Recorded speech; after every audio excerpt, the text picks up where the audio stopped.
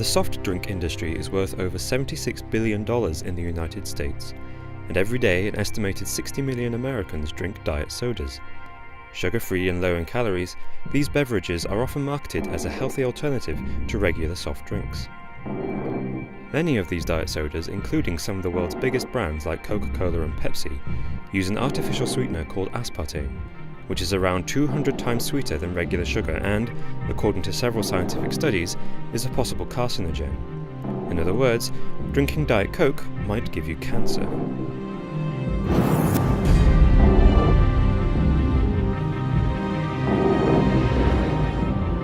Aspartame was discovered by accident in 1965 by James M. Schlatter, a chemist working for pharmaceutical company G.D. Searle. G.D. Searle instantly recognized the potential commercial applications of this new wonder sweetener, but the United States Food and Drug Administration wasn't quite so sure. A year after first greenlighting it, the FDA withdrew approval for aspartame in 1975, citing concerns with the safety studies carried out by G.D. Searle. These studies were reported as poorly conceived, carelessly executed, and inaccurately analysed or reported. Potentially negative findings during testing were withheld from the FDA, findings that showed 12 animals had developed cancerous brain tumours. Further FDA analysis indicated that the sweetener triggered tumours in the pancreas, breasts, ovaries, and other areas. In fact, such was the FDA's concern over the validity of G.D. Searle's tests that in 1977 they asked the Justice Department to convene a grand jury investigation into some of Searle's safety studies.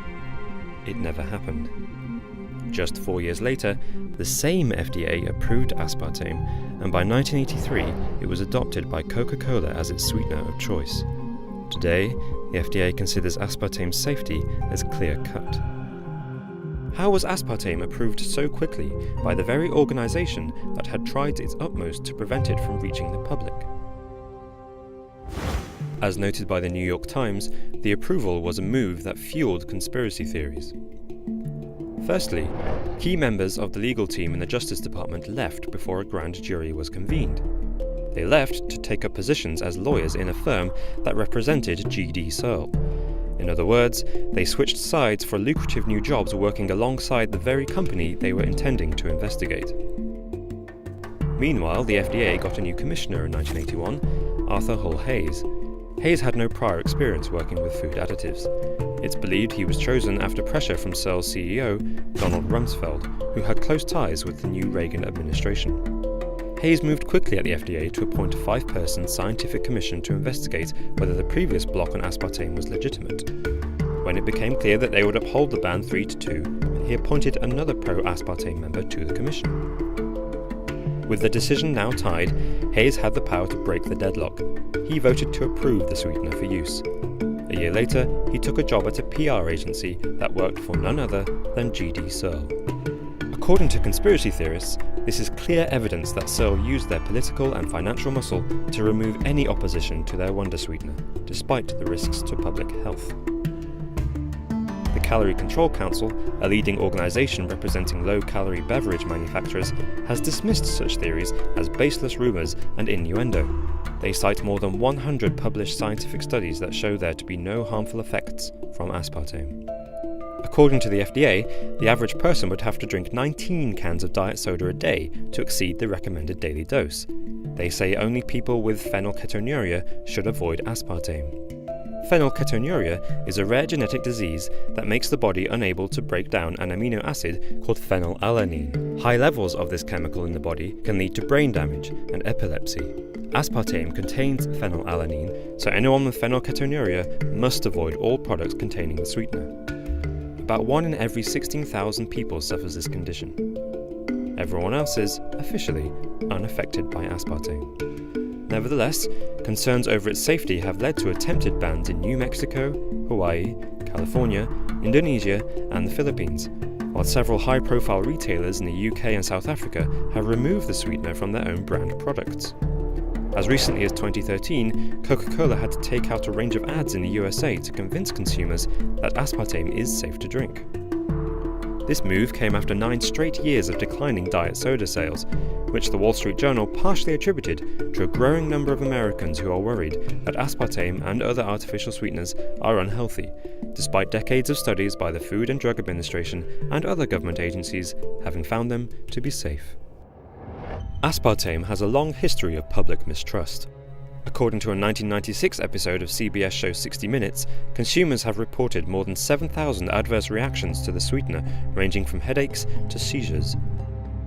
An examination of 166 medical articles on aspartame by Dr. Ralph G. Walton showed that 74 were financed by the industry.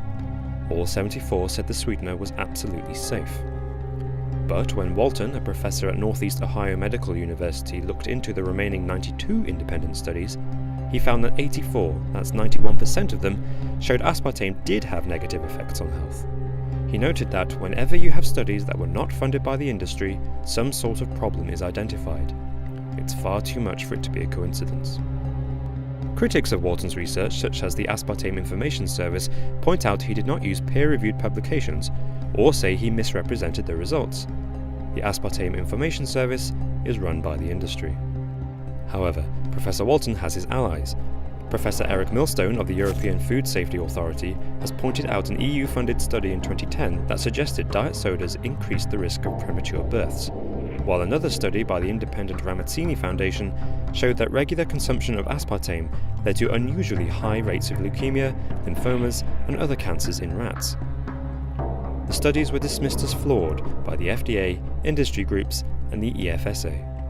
A representative from one of aspartame's key producers, Monsanto, declared at the time that aspartame is one of the safest food ingredients ever approved by the FDA.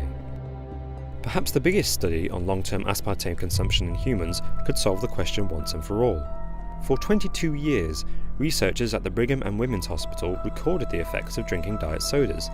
It found some correlation between consumption and increased chance of leukemia, non-Hodgkin's lymphoma, and other blood cancers.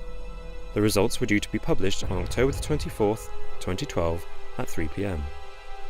But on October 24, 2012 at 2:24 p.m, just 36 minutes before they revealed their results, the press was told there had been a mistake and that the research was weak. Several scientists involved in the project made it clear that the increased levels of cancer could have been down to chance rather than aspartame. However, the suspicion remained that the paper was essentially pulled at the last minute and the dangers it warned of were downgraded. This led to claims that the sweetener industry used their intimidating influence to get researchers to downplay their findings. Aspartame critic Dr. Joe Mercola claims it all comes down to money.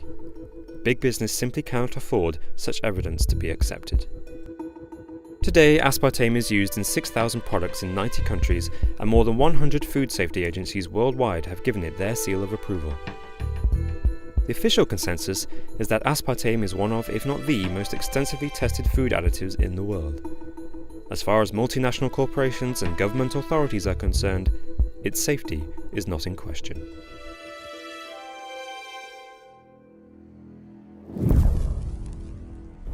Hey guys, All-Time Conspiracies here. What did you think of our latest video? Do you think that diet soda could cause cancer? This video was slightly longer than usual. Did you like this format? Let us know in the comments below. We'd love to hear your opinion. Also, be sure to check out our other videos and don't forget to subscribe. Thanks.